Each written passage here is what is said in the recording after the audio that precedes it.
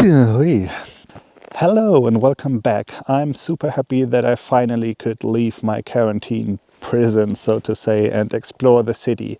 I decided to start in Vancouver, and Vancouver is a very nice city because you can see the Rocky Mountains on the one side, or mountains in general, and on the other side you have this whole coastal area, a lot of beaches, and I was super excited to explore everything and to go on walks after this long time locked in this very small apartment. My activity tracker went crazy because I went from like doing 100 to 200 steps a day to 15,000 to 20,000 steps a day.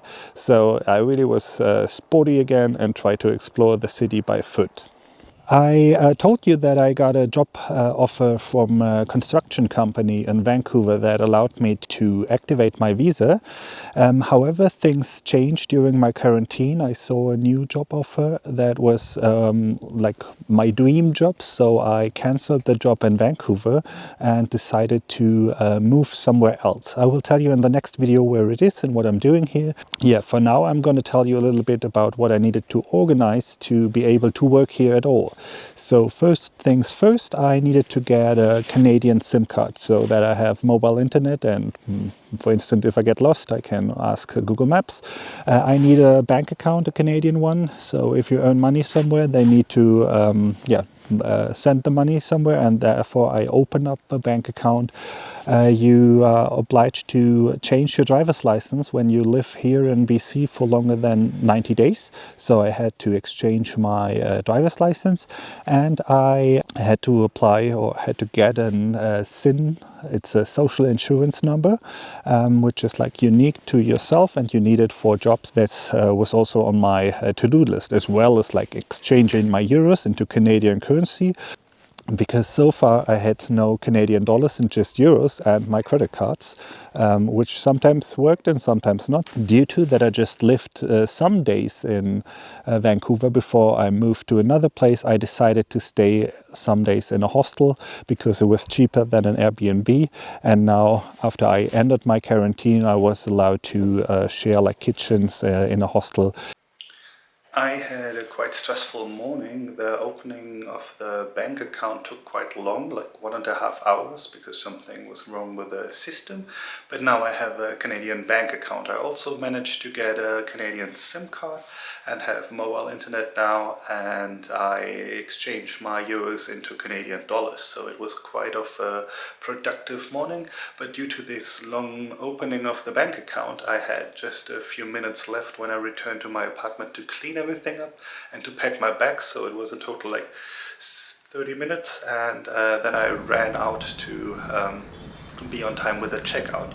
Now I moved to a hostel in downtown, and I just arrived. I have a single room, which is like minimalistic, so to say. It has this kind of basic charm, so to say.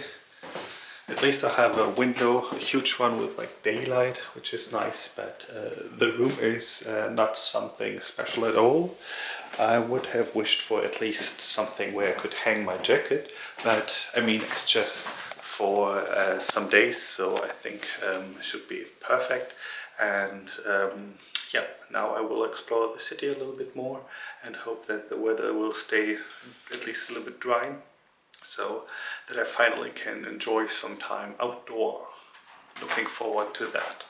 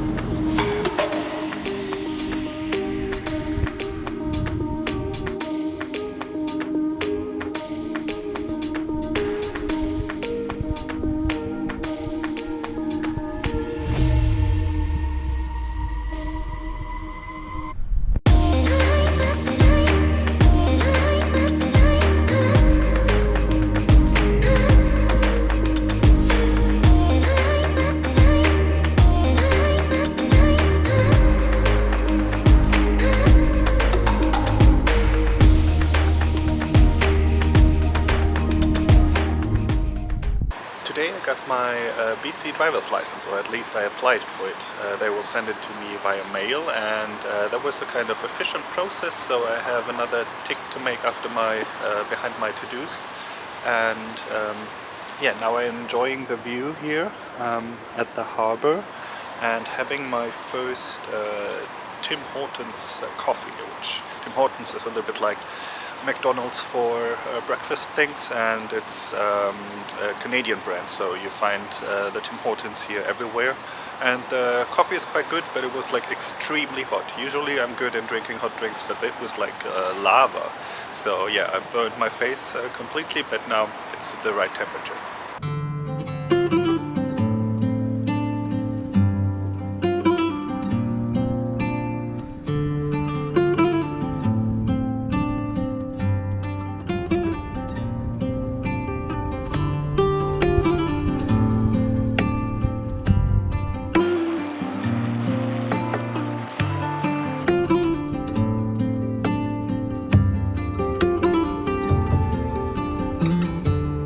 The downtown area of Vancouver is very huge, and I spent days to explore it.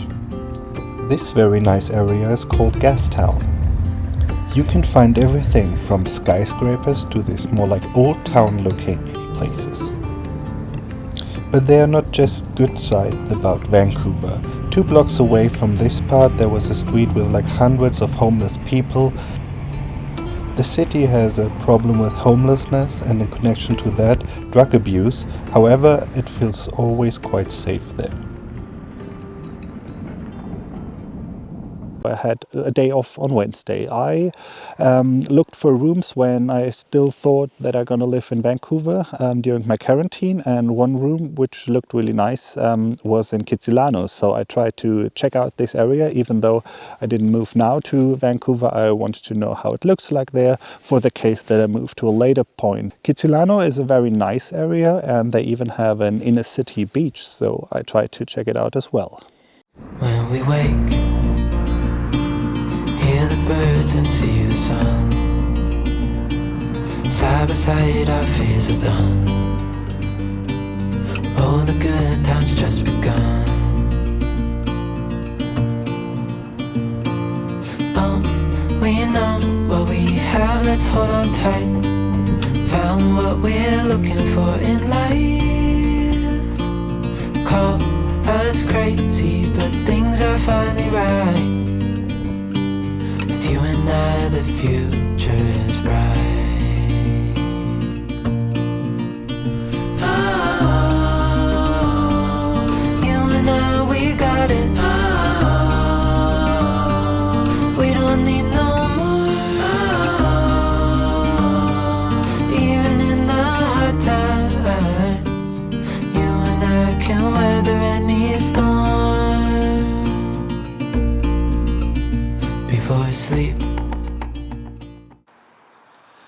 So today it's my last day in Vancouver. I have one more thing on my to-do list. It's getting a social insurance number, and I don't know why, but I booked an appointment in a suburb of Vancouver, so I had like a 45-minute drive here with the bus, and now I hope I will find that place. But yeah, that gives me the opportunity to check out where my bus leaves tomorrow from Vancouver to Prince George, so I will have a look later. And after I've got my social security number, I'm a complete Canadian with a driver's license here from British Columbia, my social insurance number and a bank account, so I can tick off everything from my list.